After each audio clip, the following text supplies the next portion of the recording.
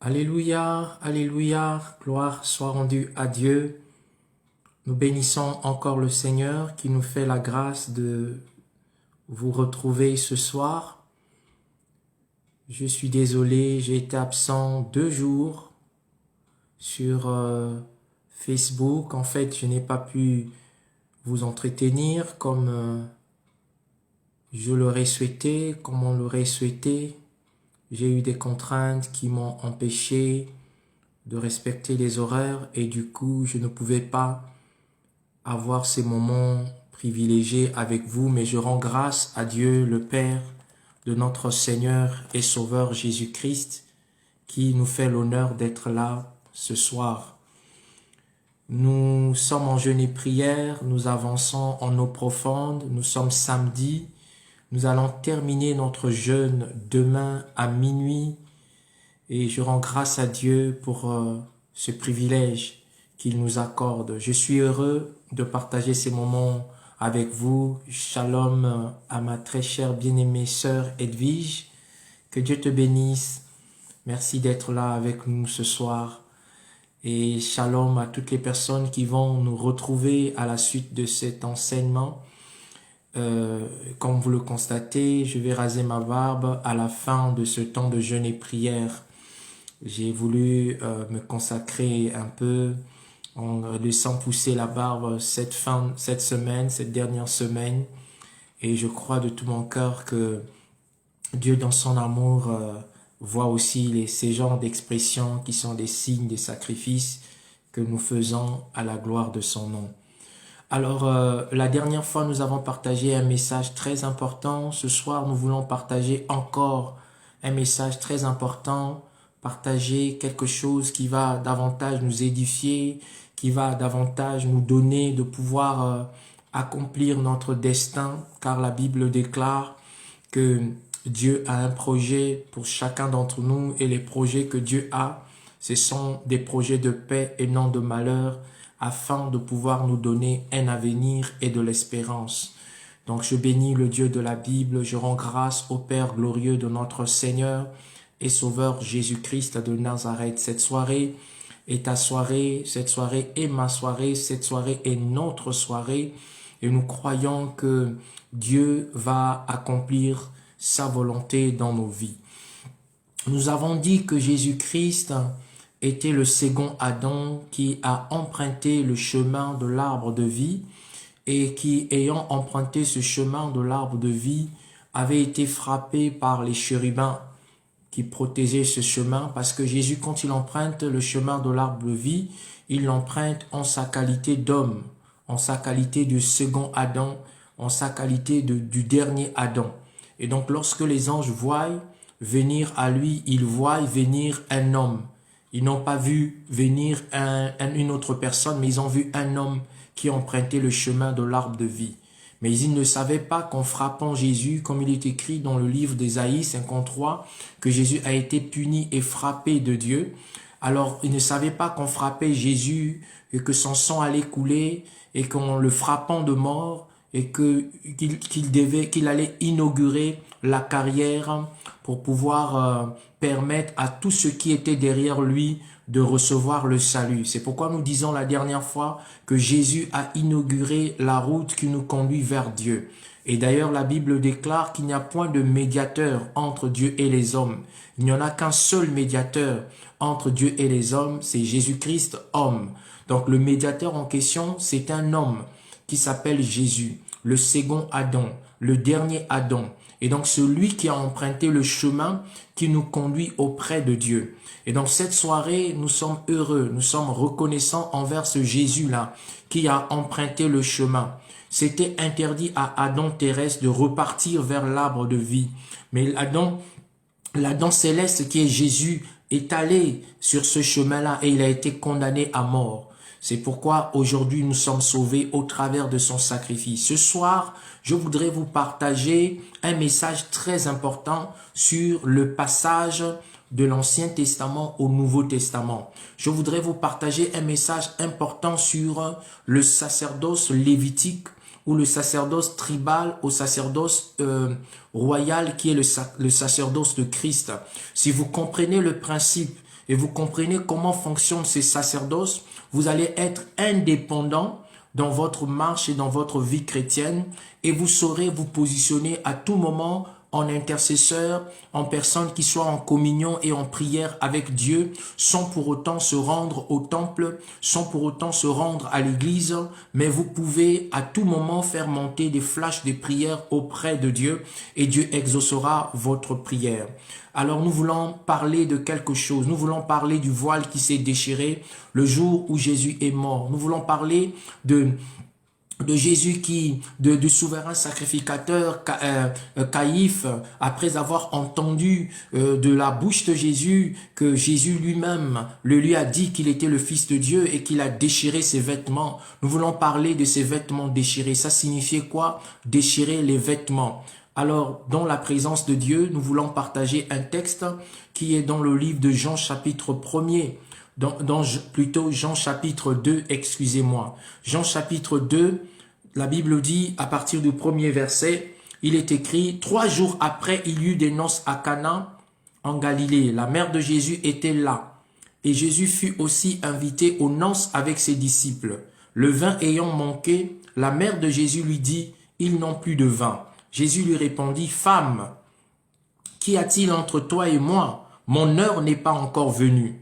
Sa mère dit au serviteur, faites ce qu'il vous dira. Or, il y avait là 6 vases de pierre destinés aux purifications des Juifs.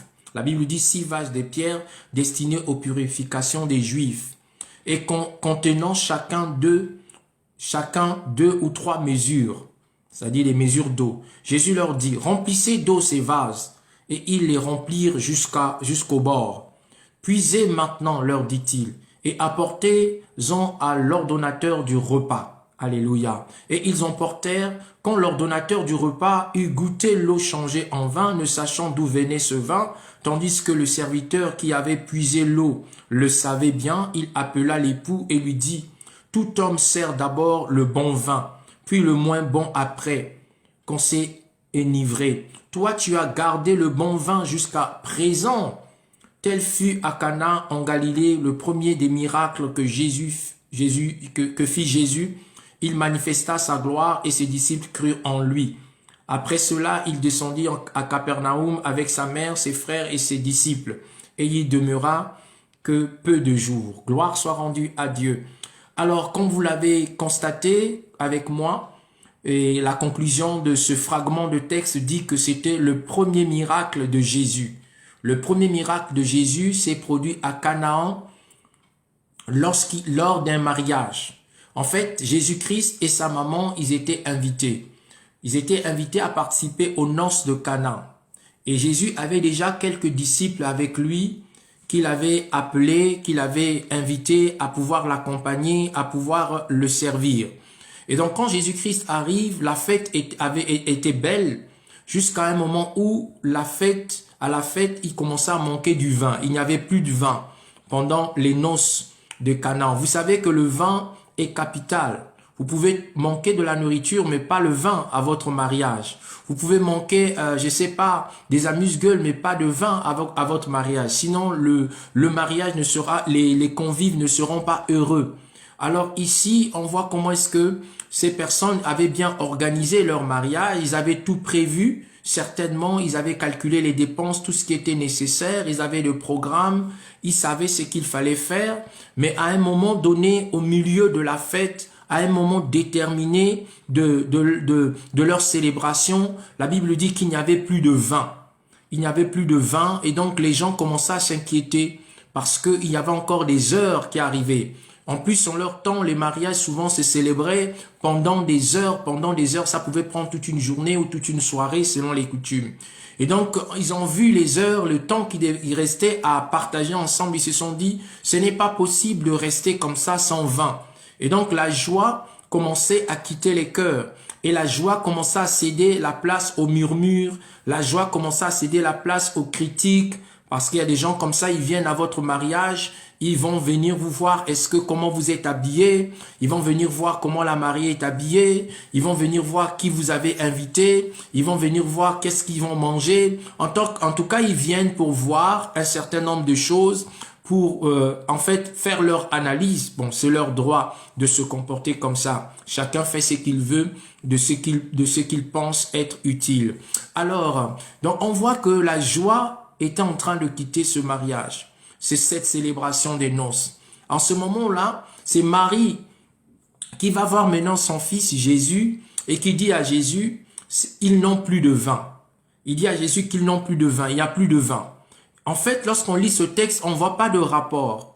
On ne voit pas le rapport entre le manque de vin et la personne de Jésus. On ne voit pas le rapport entre Jésus et le vin. Jésus est un invité. Donc quand Jésus vient dans ce noce-là, il vient comme un invité. Il vient assister aux personnes, il vient assister les personnes qui se marient. Il vient partager leur joie. Donc ça suppose que ces personnes-là ont tout préparé pour que la fête soit belle. Sauf que lorsque il en vient à manquer le vin, à partir de ce moment, Jésus, qu'est-ce que Marie fait? Marie va voir son fils Jésus et il dit à son fils, ils n'ont plus de vin. Et Jésus répond à sa maman en disant, femme, qu'y a-t-il entre toi et moi? Mon heure n'est pas arrivée. Il dit à sa maman, femme, qu'y a-t-il entre toi et moi? Mon heure n'est pas encore arrivée.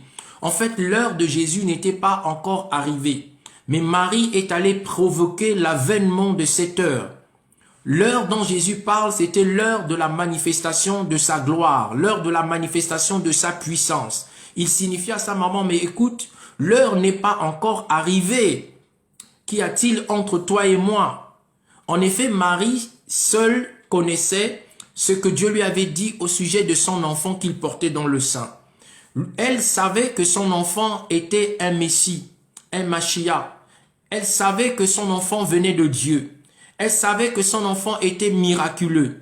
Elle savait que son enfant avait un ministère. Elle savait que son enfant avait des choses à faire.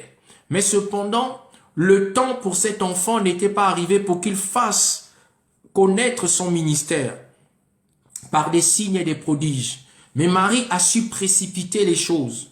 Lorsqu'elle est allée dire à Jésus, il n'y a plus de vin. Et Jésus répond, femme, qu'y a-t-il entre toi et moi? Mon heure n'est pas encore arrivée. Ce que je voudrais dire à quelqu'un ce soir, même si votre heure n'est pas encore arrivée, il faut savoir que le miracle reste possible. Même si votre jour n'est pas encore arrivé, même si vous n'êtes pas attendu ce jour-là, même si vous n'êtes pas attendu ce jour-là, il faut savoir que votre miracle est toujours possible. Même si c'est pas votre jour, même si c'est pas votre heure, même si c'est pas votre mois, même si c'est pas votre saison, il faut savoir que le miracle est toujours possible. Parce que ici, ce n'était pas son heure. Ce n'était pas l'heure de Jésus. Ce n'était pas son temps. Ce n'était pas son heure. Mais cependant, la Bible déclare que Marie est allée voir Jésus. Je crois que vous pouvez aller voir le Seigneur. Vous pouvez aller auprès du Seigneur. Même si ce n'est pas votre saison de porter les fruits, vous pouvez aller le voir parce que lui, il est le créateur des arbres et des fruits. Il est votre créateur. Même si ce n'est pas votre saison d'obtenir cette chose, vous pouvez aller le voir pour lui dire, Seigneur, je veux de ça dans ma vie. Même si ce n'est pas encore votre âge de pouvoir obtenir la chose, vous pouvez prier le Seigneur pour qu'il vous fasse grandir en maturité et vous donner cette chose-là. En fait, ce que j'essaie de dire en parenthèse, c'est que même si ce n'est pas votre jour, même si ce n'est pas votre heure, le miracle peut toujours être possible dans votre vie. C'est comme ça que ça a été le cas de la femme qui souffrait d'une perte de sang. Ce n'était pas son jour à elle. Ce que nous devons savoir, c'était pas son jour à elle. C'était pas son heure à elle. C'était pas son moment. Parce que la personne qui avait invité Jésus s'appelait Jairus. Et donc Jésus s'est déplacé d'un point à un autre pour aller guérir l'enfant de Jairus. Sauf que sur le chemin, cette femme s'est improvisée. Elle est entrée en scène et elle a obtenu ce qui n'était pas possible d'obtenir parce qu'elle n'était pas dans sa saison, elle n'était pas dans son jour, c'était pas son jour, c'était pas sa saison. Mais elle s'est fait violence. Elle s'est fait violence, en se faisant violence, elle a obtenu ce qui était interdit en ce moment-là à elle. Parce que elle était impure, elle n'avait pas le droit de s'approcher des autres. en particulier de son Seigneur. Elle était privée de demeurer dans une communauté parce que elle souffrait de perte de sang. Donc, selon la tradition de Moïse, elle était une femme impure et qu'elle n'avait pas le droit de pouvoir s'approcher des autres, même de toucher une assiette, elle n'avait pas le droit. Mais ce jour-là, elle s'est dit, même si je suis exclue par rapport à la loi, même si je suis exclue par rapport aux autres, ce que je dois faire, c'est qu'il faudrait que je puisse m'approcher de Jésus et que je puisse le toucher. En le touchant, je vais obtenir ce dont j'ai besoin. Elle s'est dit, je vais aller toucher le pont de sa robe. C'est pour vous encourager et vous dire, n'attendez pas seulement votre jour pour demander le miracle à Dieu. N'attendez pas seulement votre saison. N'attendez pas seulement votre heure. N'attendez pas seulement l'heure de la prière. Vous vous dites que j'ai l'habitude de prier à 4 heures, donc ce n'est pas l'heure de la prière. J'ai l'habitude de prier à 16 heures, donc ce n'est pas l'heure de la prière. J'ai l'habitude de prier à minuit, donc ce n'est pas l'heure de la prière. Ne fonctionnez pas comme ça, parce que votre Dieu est un Dieu des surprises agréables. Donc vous pouvez initier des programmes qui vont faire mouvoir la main de Dieu dans votre vie. Vous pouvez initier des programmes qui vont faire mouvoir la main de Dieu dans votre vie et qui vont vous accorder le privilège de ce que vous ne pouvez pas obtenir facilement. Et c'est ce qui s'est passé ici aux noces de Cana. Ce qui se passe ici, c'est que la maman de Jésus va dire à Jésus, ils n'ont plus de vin. Et Jésus répond que mon heure n'est pas encore arrivée. Il dit que son heure n'est pas encore arrivée, mais le miracle est déjà activé. À partir de ce moment-là, le miracle devient actif. À quel moment? Parce que la maman de Jésus entreprend de faire des choses. Ce qu'elle fait, c'est quoi? Sa mère dit au serviteur, faites ce qu'il vous dira. Vous voyez, sa maman dit au serviteur, faites ce qu'il vous dira. Vous allez faire ce qu'il va vous demander de faire. Donc, elle entre en scène. Elle commence à préparer le chemin pour son fils. Vous devez apprendre à préparer le chemin pour votre miracle. Même si ce n'est pas votre heure, même si ce n'est pas votre jour, même si ce n'est pas votre saison, vous devez apprendre à préparer le miracle, le chemin pour votre miracle. Marie ici a dit aux serviteurs, aux gens qui servaient pendant les noces, faites ce qu'il va vous dire de faire. Et donc quand elle a dit ça, quelque part, on voit que le Seigneur était comme amené à pouvoir opérer le miracle. La Bible dit, or il y avait là 6 vases de pierre destinés aux purifications des Juifs et contenant chacun 2 ou 3 mesures. Donc ce qui se passe, c'est que selon la tradition des Juifs, on ne pouvait pas entrer dans une maison sans pour autant se laver les mains. Sans pour autant se laver les mains notamment, ou se laver les pieds. Mais en tout cas, il y avait un rituel qui était prévu lors d'entrer dans une maison. Vous entrez dans une maison, vous vous lavez les mains. Vous entrez dans une cérémonie, vous faites ce qu'on appelle les ablutions. Et donc ici, les 6 vases étaient des vases destinés à la purification des Juifs. Je pense que vous avez remarqué cela. On se lavait les mains en leur temps avant d'entrer dans une maison. On se lavait les pieds. Ils faisaient ce qu'on appelle par la sanctification cérémonielle ou la purification cérémonielle. Ils se lavaient l'extérieur pour être propres afin d'avoir accès à ce qui se faisait dans la maison ou dans la salle. Ici, dans le cas, donc il y avait des vases qui étaient à l'entrée de la salle de mariage, à l'entrée de la maison où se tenait le mariage.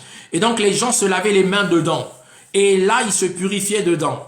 Et donc la Bible nous mentionne qu'il y avait 6 vases destinés à la purification. Je viens vous rappeler que le symbole 6 est le symbole dont la valeur spirituelle exprime la valeur spirituelle exprime l'homme. En fait, le 6 est le symbole de l'homme. Et donc ici, on voit comment est-ce que l'homme est au cœur de quelque chose que Jésus va faire. La Bible dit que il y avait là-dedans de l'eau qui avait été utilisée pour se laver les mains et se laver les mains en fait pour avoir accès dans la salle. Jésus leur dit, remplissez d'eau ces vases. La Bible ne nous dit pas qu'ils ont versé de l'eau qui était dans les vases. La Bible ne dit pas qu'ils ont nettoyé de l'eau qui était dans le vase. La Bible ne dit pas qu'ils ont sanctifié les vases. La Bible dit que Jésus leur dit, remplissez d'eau ces vases. Donc, ce qui s'est passé, c'est que ils ont versé de l'eau dans de l'eau pure, dans de l'eau sale qui était dans ces vases. Parce que eux, ils s'attendaient à autre chose. Ils s'attendaient à voir autre chose. Et donc, quand ils ont mélangé de l'eau qui était là, la Bible dit, Jésus-Christ leur a donné maintenant la recommandation de pouvoir goûter cette eau. Donc, ils ont pris de cette eau qui était changée en vin. Ils ont pris de cette eau, ils ont goûté. L'eau avait maintenant le goût du vin. L'eau était devenue le vin. Alors, c'est pour vous dire encore ce soir que vous n'avez pas toujours besoin de vous condamner. Vous n'avez pas toujours besoin de vous sentir indigne. Vous n'avez pas toujours besoin de vous flageller et vous dire que moi, je suis condamné, je suis impur. Je ne suis pas digne devant Dieu. J'ai tellement de péchés. Je suis irréprochable. J'ai commis telle faute. J'ai commis telle autre faute. Il y a des crimes que j'ai faits dans ma vie. Est-ce que Dieu peut exaucer mes prières? Est-ce que Dieu peut m'entendre? Ce soir, je suis venu dire à quelqu'un que Dieu ne fait exception de personne. Dieu ne fait exception de personne. Il a utilisé des vases qui étaient destinés à la purification. Donc ces vases-là étaient d'usage impur.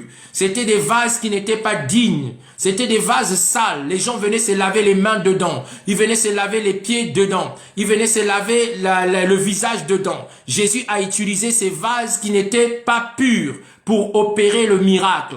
Vous vous dites que vous n'êtes pas pur. Vous vous dites que vous n'êtes pas digne. Vous vous dites que vous n'êtes pas arrivé, que Dieu ne peut pas se servir de vous. Ce soir, je suis venu dire à quelqu'un que Dieu est capable d'utiliser les vases qui sont des vases impurs. Dieu est capable d'utiliser des vases qui sont des vases sans valeur, des vases qui sont des vases qui sont négligés. Il est capable de se servir de cette vie-là, qui est une vie abandonnée, une vie négligée, afin de pouvoir opérer son miracle dans votre vie, afin de pouvoir changer l'eau en vin, afin de pouvoir apporter quelque chose de plus dans votre vie. Et c'est ça le cas que nous venons de voir. Alors, je suis en train de partager ce message. Après, nous allons passer par les symboles. Ici, il est dit, remplissez d'eau ces vases. Ils les remplirent jusqu'au bord. Puis, puisez maintenant, leur dit-il, et apportez à l'ordonnateur du repas. Ils ont puisé, ils ont apporté à l'ordonnateur du repas.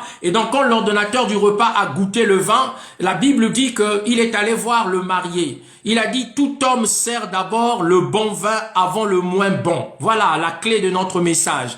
Tout homme sert d'abord le moins bon avant le bon vin avant le moins bon.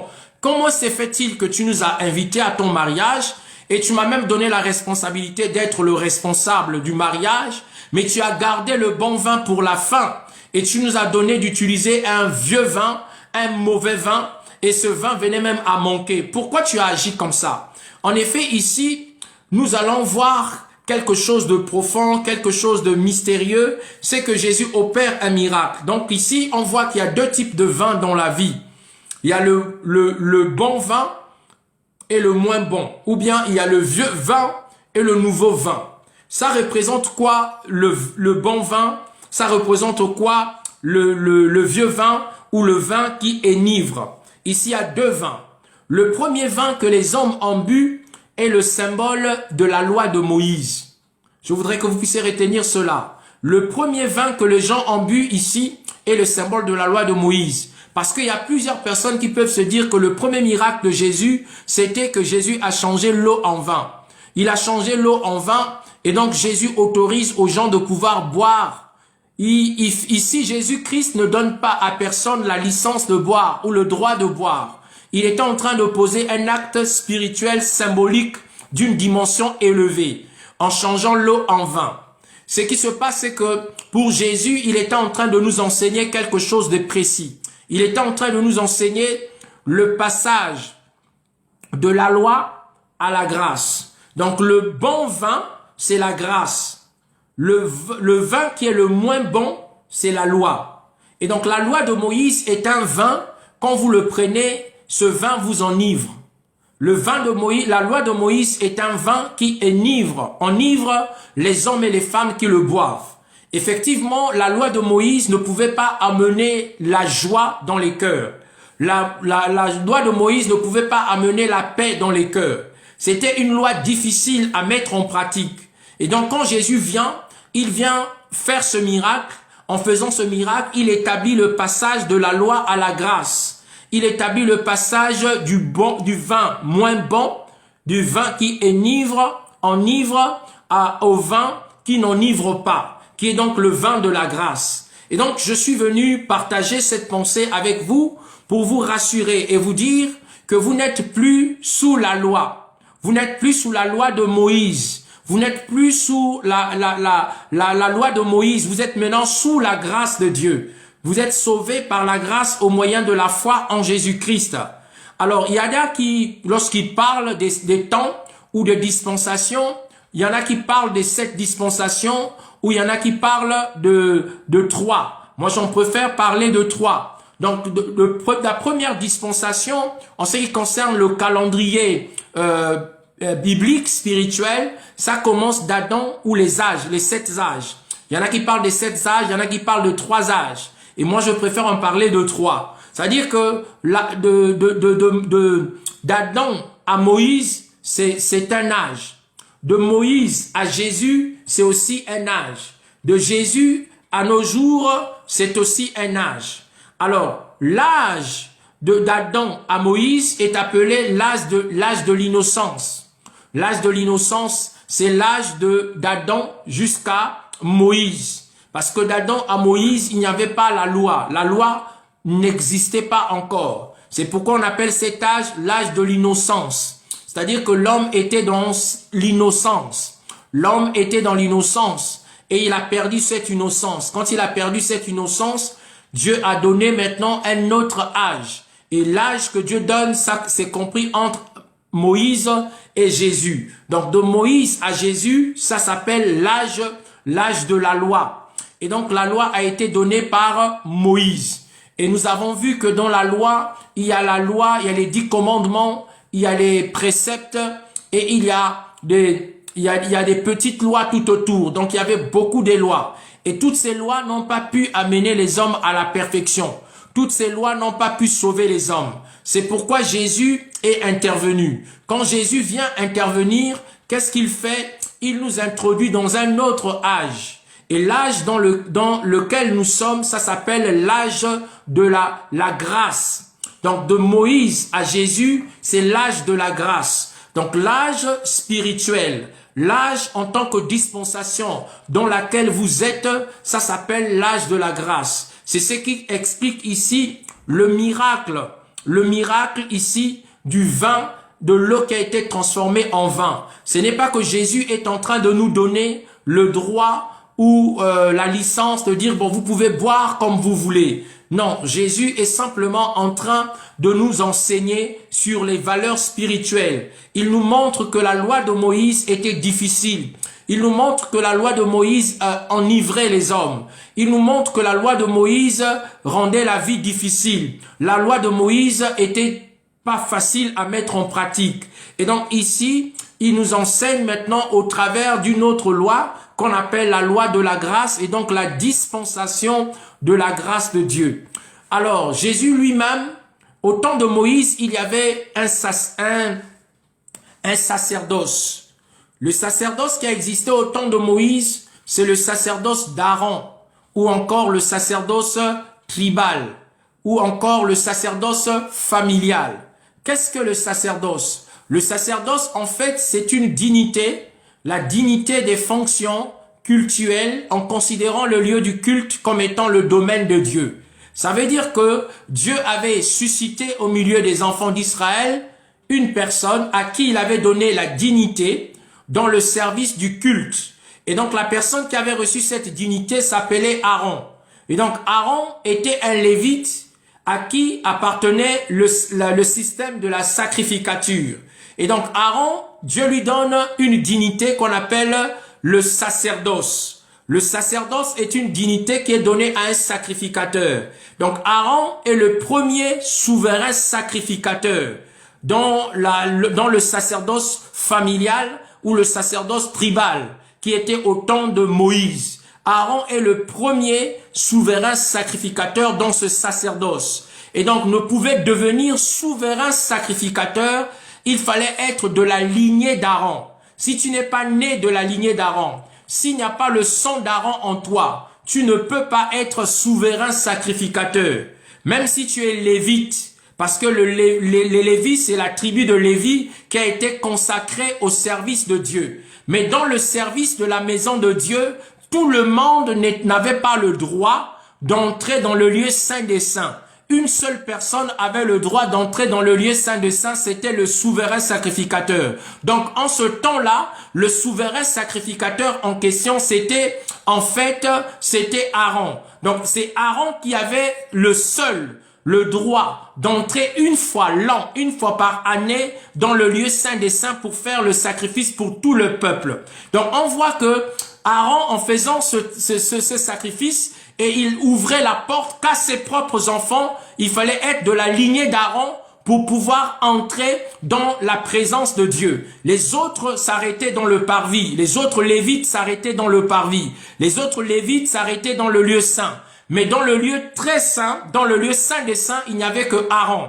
Et donc Aaron était le souverain sacrificateur. Et il y a eu plusieurs souverains sacrificateurs dans le sacerdoce d'Aaron. Tous ceux-là, ils étaient des fils d'Aaron ou des arrière petits-fils d'Aaron, jusqu'à ce que Jésus soit né. Et quand Jésus est né, il y avait un souverain sacrificateur qu'on appelait Caïphe. Caïphe était un arrière petit-fils de Aaron, parce que ne pouvait être souverain sacrificateur que celui qui était né d'Aaron. Tout le monde était sacrificateur. Ce que vous devez savoir, c'est que tout lévite est sacrificateur.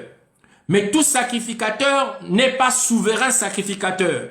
Parce que ne pouvait être souverain sacrificateur que tous ceux qui sont nés de la lignée d'Aaron. Si tu n'es pas fils d'Aaron, tu ne peux pas être souverain sacrificateur. Et quand vous lirez votre Bible, quand vous allez lire, que ce soit dans l'Ancien Testament après Aaron, et que ce soit dans le Nouveau Testament après Aaron toujours, vous allez vous rendre compte que si vous rencontrez souverain sacrificateur, dites-vous qu'il est question d'un petit-fils d'Aaron. Parce que c'est à eux que Dieu avait donné le sacerdoce, c'est-à-dire la dignité des fonctions cultuelles. À un moment, le sacerdoce d'Aaron était contesté. Les autres chefs se disaient, mais est-ce qu'il n'y a que lui que Dieu utilise au milieu de nous? Est-ce que Dieu ne peut nous parler que par lui? Est-ce qu'il n'y a que lui qui doit entrer dans le Saint des Saints? Il n'y a que lui qui doit voir Dieu. La Bible dit que tellement qu'il y avait le bruit, Moïse a convoqué les 12 patriarches. Il leur a dit, donnez-moi vos bâtons. Ils ont rassemblé leurs bâtons. Il dit, demain, nous reviendrons voir. Ils ont pris donc tous les bâtons, y compris le bâton d'Aaron. Donc les 12 bâtons, ils ont laissé le bâton devant la présence de Dieu.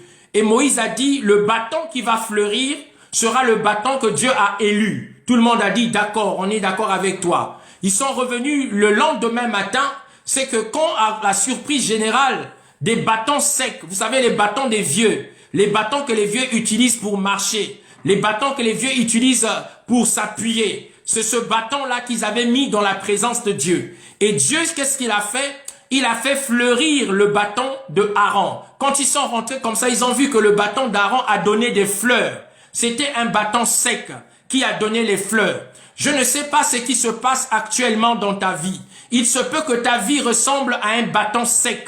Il se peut que ta vie soit desséchée. Il se peut que ta vie soit desséchée, que ça ressemble à un bâton sec. Quand tu te regardes, tu te dis, mais il n'y a plus de sève en moi. Qu'est-ce qui peut encore sortir de moi? Est-ce qu'il y a quelque chose de bon qui peut se produire à l'intérieur de moi? Je voudrais t'encourager de rentrer dans la présence de Dieu, de demeurer dans la présence de Dieu, de chercher la face de ton Dieu avec ce bâton sec qui est le symbole de ta vie. Peut-être que ta maison est devenue ce bâton sec. Peut-être que l'éducation des enfants est devenue ce bâton sec. Peut-être que ta santé est comme ce bâton sec. Le projet que tu as, c'est comme ce bâton sec. Tu te poses la question de savoir, Seigneur, jusqu'à quand? Pourquoi ma vie est devenue desséchée? Pourquoi c'est ce bâton sec à ce quoi je ressemble? Je ne pensais pas être comme ça. Je ne pensais pas ressembler à un bâton sec. Je savais que j'étais fertile. Je savais que j'étais verdoyant. Je savais que j'avais des fruits à porter. Mais je constate, Seigneur, que ma vie est devenue sec. Ma vie est desséchée, comme ce bâton. Et il y a comme une contestation. Ce soir, je voudrais t'encourager à rentrer dans la présence de Dieu. Pas seulement ce soir, mais il faut apprendre à rentrer dans sa présence. Parce que c'est là que le Seigneur opérera le miracle. C'est là que tu vas fleurir. C'est là que tu vas voir que même si tu es un bâton sec, tu es capable de fleurir. C'est le symbole de la résurrection. Donc le bâton de Aaron, qui avait fleuri a annoncé la résurrection. C'était le symbole de la résurrection. Quand vous entrez dans la présence de Dieu, vous entrez dans une présence qui est capable d'apporter dans votre vie une résurrection. Votre vie va ressusciter, votre couple va ressusciter, votre enfant va ressusciter, vos affaires vont ressusciter. Quand vous entrez vraiment dans la présence de Dieu, vous devez savoir que vous n'allez pas ressortir pareillement. Il y a toujours un miracle qui va s'opérer. Il y a toujours quelque chose qui va se faire dans votre vie. Et donc Aaron, il avait ce bâton-là qui a été contesté, mais Dieu a démontré qu'il était le Dieu des prodiges et des miracles. Je suis venu dire à quelqu'un qu'à la fin de ce 21 jours de jeûne et de prière, ton bâton va fleurir. Ton bâton va fleurir. Le Seigneur va fleurir, va faire fleurir ta vie. Le Seigneur va encore te donner de la verdure. Les gens seront étonnés. Ils vont se dire, mais cette femme, elle était tombée. Cet homme, il était tombé. Cette entreprise était tombée. Cet enfant, il était dit qu'il n'allait pas réussir. Oui, il y a une contestation. Mais laissez votre enfant dans la présence de Dieu. Déposez votre mari dans la présence de Dieu. Déposez vos enfants dans la présence de Dieu. Déposez le patron dans la présence de Dieu. Recommandez-les, laissez-les dans cette présence. Dieu est capable de faire fleurir un bâton sec. Et c'est ce qu'il avait fait avec Moïse. Et donc je reviens en disant que nous voyons comment est-ce que tous ceux qui sont devenus des souverains sacrificateurs, c'était des enfants d'Élie. C'était des enfants c'était des enfants de Aaron. Même le souverain sacrificateur Élie, il était un petit-fils d'Aaron. C'est pour vous dire que Anne ou Caïphe, le souverain sacrificateur Caïphe, qui avait jugé Jésus, il avait un sacerdoce. Jésus est né au temps de Anne. Et Anne avait un sacerdoce. Et donc quand Anne convoque Jésus parce qu'on cherchait de quoi condamner Jésus, on cherchait des moyens pour le tuer. La Bible dit qu'ils ont appelé Jésus, ils l'ont condamné, mais avant de le condamner, le souverain sacrificateur a demandé qui avait une déposition, qui avait quelque chose à dire contre Jésus. Chacun est venu dire quelque chose. Les uns, il a dit qu'il va détruire le temple et reconstruire le temple en 3 jours. Les uns, il a foulé aux pieds le sabbat, ainsi de suite. Chacun avait une condamnation. Mais le souverain sacrificateur ne trouvait pas de condamnation qui puisse l'amener à dire « tu es condamné ».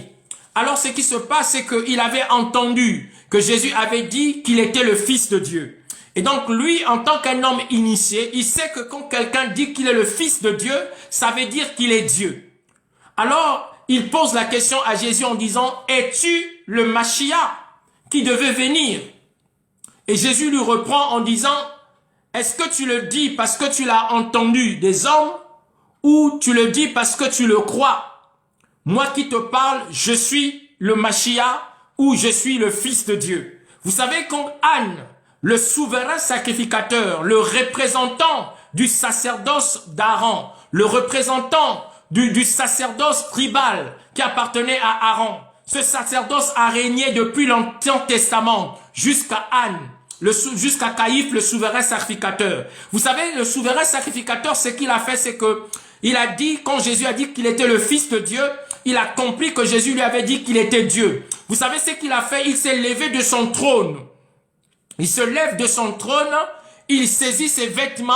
Ses vêtements, c'était des vêtements sacerdotaux, des vêtements de gloire, des vêtements qui lui permettaient de représenter le peuple de Dieu. Sur ses épaules, il y avait 2 pierres d'onyx qui représentaient les 12 tribus d'Israël, parce que sur chacune des pierres, il y avait 6 noms, sur chacune des pierres, donc 12. Sur sa poitrine, il avait un pectoral. Et le pectoral était enchâssé, garni de 12 pierres. Et c'était aussi la représentation du peuple d'Israël. Il avait le poids sur ses épaules. Il avait également le poids dans son cœur. Mais quand Jésus lui a dit qu'il était le Fils de Dieu et qu'il a compris ce que Jésus voulait dire, il s'est levé, il a saisi ses vêtements. La Bible dit qu'il a déchiré ses vêtements. Il a déchiré ses vêtements pour dire: qu'est-ce que nous avons encore à faire? Cet homme a commis un sacrilège, il mérite la mort. Mais ce que vous devez savoir, c'est que le souverain sacrificateur, Caïphe, en déchirant ses vêtements, En fait, il avait posé un acte spirituel. L'acte spirituel qu'il avait posé, c'est quoi? C'est que en déchirant ses vêtements, il a déchiré son sacerdoce. En déchirant ses vêtements, il a déchiré sa propre dignité. En déchirant ses vêtements, il a mis fin à son règne. Il a mis fin à sa domination en tant que souverain sacrificateur. Et c'est à partir de là que le sacerdoce d'Aaron avait pris fin pour laisser place au sacerdoce royal qui est le sacerdoce de Jésus-Christ de Nazareth. Je suis venu t'annoncer qu'il y a eu un sacerdoce qui a régné dans ta vie. Il y a eu une domination.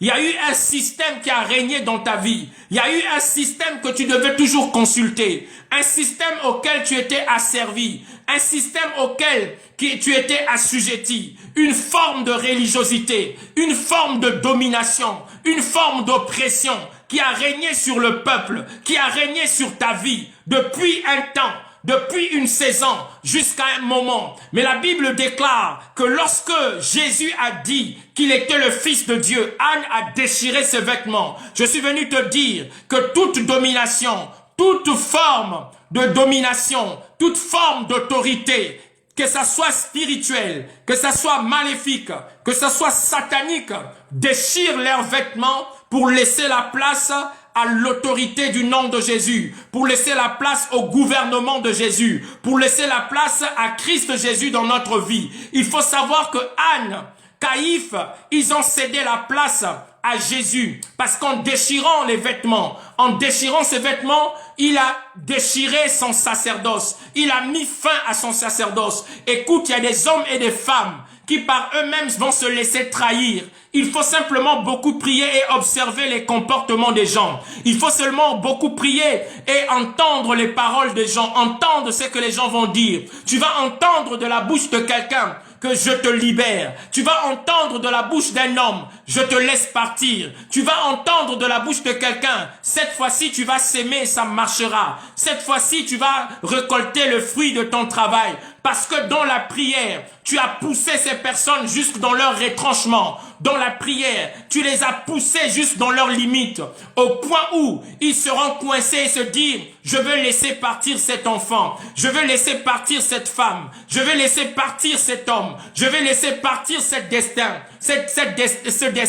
Je vais laisser partir ce programme. Cet homme a tellement prié. Cette femme a tellement prié. Cette femme a tellement cherché la face de Dieu. Je t'assure qu'il va déchirer ses vêtements. Ils seront tous dans la confusion. Dieu va envoyer un esprit de confusion dans leur vie. Ils vont se mettre à se disputer entre eux. Hier, ils s'entendaient pour te faire du mal. Hier, ils s'entendaient pour te juger. Hier, ils s'entendaient pour t'envoyer le cauchemar. Mais à partir du moment où tu entres dans la présence de Dieu, je suis venu te dire que cette réunion-là va devenir la réunion qui marque la fin de leur histoire, qui marque la fin de leurs œuvres. Je t'encourage à ne pas quitter la présence de Dieu, quel que soit ce par quoi tu es en train de passer. Ils pensaient humilier Jésus, ils pensaient condamner Jésus, ils pensaient tuer Jésus, mais ils ne savaient pas que derrière ce qu'ils étaient en train de faire, derrière l'humiliation qu'ils ont collée, derrière les fouets, derrière les insultes, derrière les crachats, derrière le fait qu'on lui a arraché la barbe, derrière toutes ces choses se cachait le salut de l'humanité. C'est comme ça qu'un homme de Dieu avait perdu son enfant. Alors qu'il avait perdu son enfant, c'était un homme très engagé. Je ne sais pas ce que tu as perdu. Cet homme-là aussi avait perdu son enfant. Peut-être que toi tu as perdu ta santé. Cet homme de Dieu, il avait perdu son enfant. Peut-être que tu as perdu ton travail. Cet homme de Dieu, lui, il avait perdu son enfant. Peut-être que tu as perdu ton mariage. Peut-être que tu as perdu ton fiancé. Peut-être que tu as perdu quelque chose de précieux, quelque chose de plus important. Mais tu ne sais pas ce qui se cache derrière la perte que tu as subie. Il y a certainement quelque chose. Cet homme de Dieu a abandonné la foi. Il a quitté le service. Il s'est dit, j'ai prié pour d'autres malades, ils ont été guéris. J'ai fait des miracles au nom de Jésus. D'où vient-il que mon enfant meurt et Dieu n'intervient pas? Où était Dieu quand mon fils était en train de mourir? Alors, une autre fois, il a rencontré un autre serviteur de Dieu avec qui il a partagé sa préoccupation. Et il a dit à l'homme de Dieu, où était Dieu quand mon fils était en train de mourir? De mes mains, j'ai guéri les malades. De ma voix, j'ai chassé les démons. J'ai imposé les mains aux malades et les malades ont été guéris. J'ai jeûné pour mon fils. J'ai prié pour mon fils. Mais ça n'a pas marché. Écoutez, où était Dieu? Et l'homme de Dieu lui dit, Dieu a toujours été là où il est, même le jour où son fils Jésus était en train de mourir à la croix. Il lui a dit, Dieu n'a pas changé de position. Dieu n'a pas changé de place. Dieu est toujours là où il est. Même le jour où son fils était en train de mourir à la croix. Le jour où Jésus était en train de mourir à la croix, Dieu a toujours été là où il est. Depuis toujours. Et ce jour-là, Jésus a pleuré. Ce jour-là, Jésus a versé les larmes. Jésus a même dit, mon Dieu, pourquoi m'as-tu abandonné? Dieu n'est pas venu le sauver. Dieu n'est pas descendu. Dieu n'est pas envoyé Michael. Dieu n'a pas envoyé Gabriel pour le sauver, pour le délivrer, pour le sortir de la mort. Vous savez pourquoi Dieu n'a pas délivré Jésus de la mort? Parce que Dieu savait que derrière la mort de Jésus se cache le salut de l'humanité et qu'il n'y avait pas une autre façon de faire que Jésus meure, que Jésus donne sa vie afin que les hommes soient sauvés. C'est pourquoi vous ne savez pas ce qui se passe derrière votre situation, derrière ce problème, derrière le rejet que vous vivez, derrière la maladie par laquelle vous êtes en train de passer, derrière cette difficulté, derrière ces problèmes. Vous ne savez pas ce qui se cache. Vous ne savez pas ce que Dieu est en train de faire. Il y a quelque chose de particulier. Il y a quelque chose que Dieu est en train de faire. C'est à vous de pouvoir discerner ce que Dieu veut faire. Vous savez que derrière la mort de Jésus, se cachait le salut de l'humanité. Se cachait donc ton salut. Se cachait ta délivrance. Et donc tu ne sais pas, derrière l'épreuve que tu es en train de traverser, qu'est-ce que Dieu est en train de faire? Je voudrais dire à quelqu'un, aujourd'hui vous pleurez, aujourd'hui vous êtes en souffrance, aujourd'hui vous êtes dans le questionnement. Mais sachez que dans votre vie, le type d'épreuve que vous traversez est le type de personne que vous êtes appelé à servir demain. Aujourd'hui, vous pleurez. Vos larmes d'aujourd'hui seront les larmes de consolation pour quelqu'un d'autre. Les pleurs d'aujourd'hui seront les pleurs de consolation pour quelqu'un d'autre. La tristesse d'aujourd'hui sera la tristesse de consolation pour quelqu'un d'autre. En fait, Dieu va utiliser vos larmes pour consoler quelqu'un. Dieu va utiliser votre tristesse pour consoler quelqu'un. Dieu va se servir de vous. Il va se servir des temps difficiles par lesquels vous êtes passés pour pouvoir parler à quelqu'un. La Bible déclare que si nous recevons le témoignage des hommes, le témoignage de Dieu est plus grand. Le témoignage de Dieu est plus grand, car le témoignage de Dieu consiste en ce qu'il a rendu témoignage à son Fils. La Bible nous parle du témoignage des hommes et du témoignage de Dieu. Si vous avez un témoignage, il viendra un moment où vous n'ouvrirez pas la Bible pour lire la Bible. Vous partagerez simplement votre histoire. Vous partagerez votre vécu. Vous parlerez de votre maladie. Vous parlerez de ce rejet que vous avez ressenti. Vous parlerez de ces combats dans lesquels vous étiez. Et devant vous, Dieu va utiliser ce combat. Dieu va utiliser cette partie de votre vie pour consoler toutes les personnes qui vont vous entendre. Je suis venu t'encourager en te disant ce soir qu'ils vont déchirer leurs vêtements. La sorcellerie va déchirer ses vêtements. L'envoûtement va déchirer ses vêtements. La malédiction va déchirer ses vêtements. Tout ce qu'ils sont en train de faire déchireront leurs vêtements et ils vont laisser la place à Jésus. Et c'est Jésus, le Fils de Dieu, qui va devoir se glorifier et se manifester puissamment dans ta vie. Je suis venu te dire que Jésus est celui qui a amené la grâce. Dans la grâce, il y a la grandeur. Dans la grâce, il y a la gloire. Dans la grâce, il y a le rachat. Dans la grâce, il y a la rédemption. Dans la grâce, il y a l'alliance. Dans la grâce, il y a l'appel. Dans la grâce, il y a la communion. Dans la grâce, il y a la communion. Dans la grâce, il y a le couronnement. Dans la grâce, il y a l'élection. Dans la grâce, il y a l'élévation.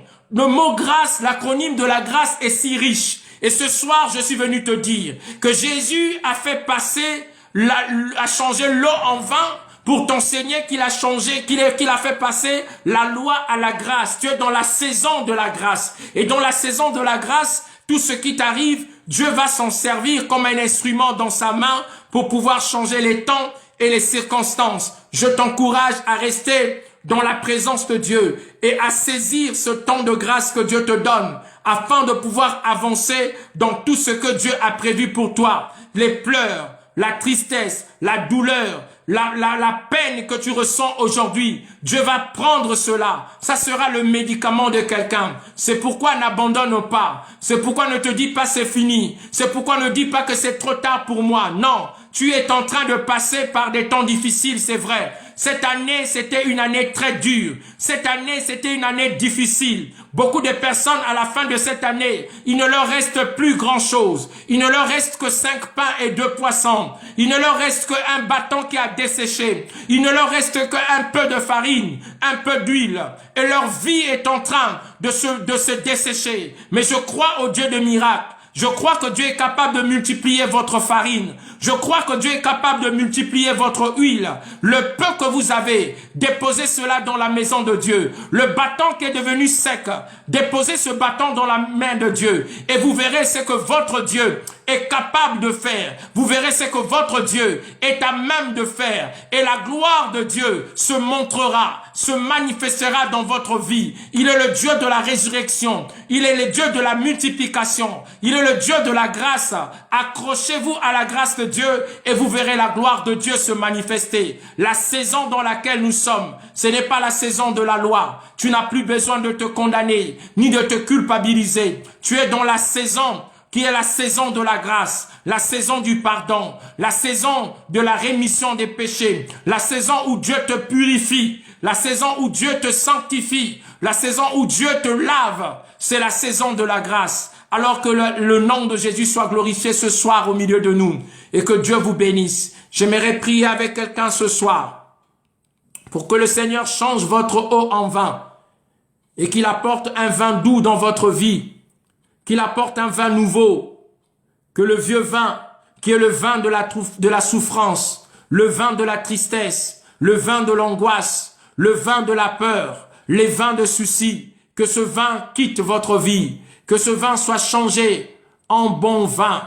en vin doux, qui est le vin de la grâce de Dieu. Cette soirée, nous nous recommandons à sa grâce. De là où vous êtes, vous pouvez commencer à prier le Seigneur votre Dieu, à l'appeler, à intercéder, à dire Seigneur, comme aux noces de Canaan, je veux un miracle dans ma vie. Comme aux noces de Canaan, je veux un miracle dans ma vie. Viens faire le miracle. Viens opérer dans ma vie. Viens opérer le miracle. Je m'attends à toi. Je veux un nouveau vin. Je veux un nouveau vin, un vin nouveau. Un vin nouveau dans ma famille. Un vin nouveau dans mon couple. Un vin nouveau dans mes projets. Un vin nouveau dans mon ministère. Un vin nouveau dans l'éducation des enfants. Un vin nouveau dans mes finances. Que le Seigneur apporte un vin nouveau. Tu peux commencer à prier le Seigneur. Tu peux commencer à parler à ton Dieu. Seigneur, nous élevons nos voix dans le nom de Jésus. Nous venons te prier ce soir et te demandons, Père, de faire comme tu l'avais fait aux noces de Canaan. Tu as utilisé, Seigneur, ces vases qui étaient destinés à la purification de Juifs. Tu as utilisé ces vases, Seigneur, afin que ces vases puissent donner du vin. Tu as changé l'eau en vin. Ce soir, notre Dieu et Père, nous élevons nos voix dans le nom de Jésus. Nous te supplions et te prions, Père. Nous te demandons de prendre le contrôle. Nous te demandons de prendre le commande. Daigne te glorifier, Seigneur. Daigne te manifester, Seigneur. Daigne agir maintenant. Seigneur, daigne changer notre tristesse en joie. Daigne changer notre colère en paix. Daigne changer notre déception en assurance. Toi qui as changé l'eau en vin. Toi qui as apporté de la joie aux noces de Canaan. Nous avons perdu la joie. Plusieurs parmi nous avons perdu la joie de vivre. Plusieurs parmi nous avons perdu la joie, Seigneur notre Dieu, de partager. Plusieurs parmi nous avons perdu la joie d'être.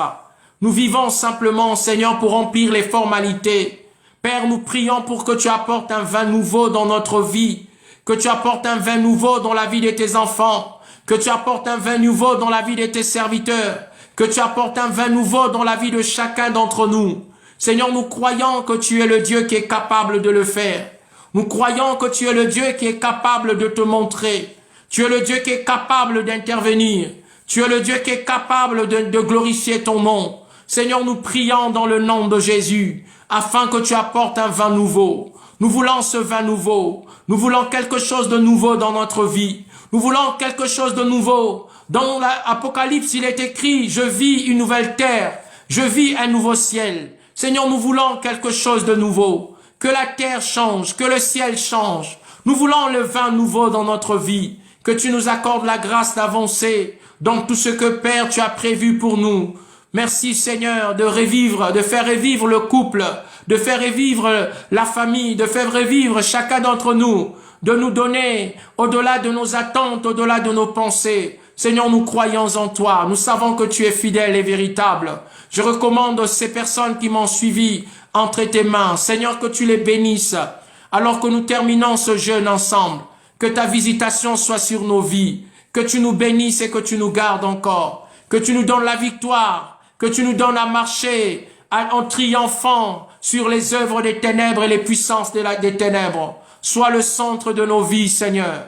Donne-nous le privilège de vivre la grâce. Et je viens proclamer, Père, de même que le souverain sacrificateur Caïphe avait déchiré ses vêtements, je déclare, Seigneur, que les dominations, les forces du mal, les forces des ténèbres déchirent leurs vêtements, mettent fin à leur domination, mettent fin, Seigneur, à leur autorité sur la vie de tes enfants. Que ton nom soit glorifié. La maladie, Seigneur, met fin à sa domination, Seigneur. L'envoûtement met fin à son règne, Seigneur. La malédiction met fin, Seigneur notre Dieu, à son règne dans nos vies, dans le nom de Jésus le Christ.